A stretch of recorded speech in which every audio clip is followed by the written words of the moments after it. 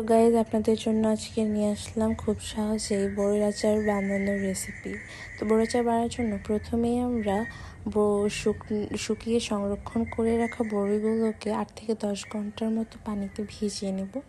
তারপর পানি থেকে তুলে ভালো করে শুকানোর জন্য রেখে দিব। অন্যদিকে গরম মশলা, গুড় এবং ভিনেগারটা আলাদা করে রাখবো।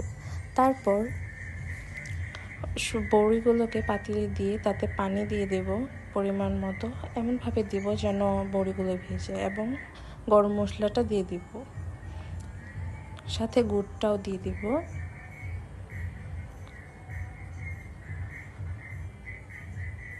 গুড়টা দিয়ে ভালোভাবে নেড়ে চেড়ে এটাকে একসাথে মিশিয়ে নেব।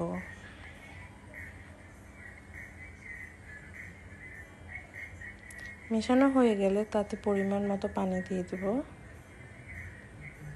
পানি দিয়ে অন্যদিকে আমরা 5 ফোড়নটাকে রেডি করে নেব এবং শুকনো মরিচটাকেও ভেজে গুঁড়ো গুঁড়ো করে নেব।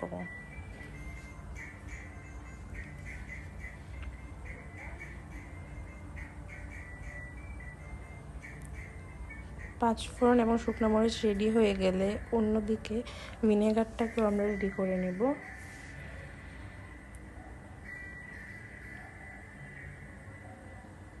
এবার সিদ্ধ হতে দেওয়া বড়িটাতে আমরা পাঁচফোড়ন এবং মরিচের গুঁড়া দিয়ে দেব।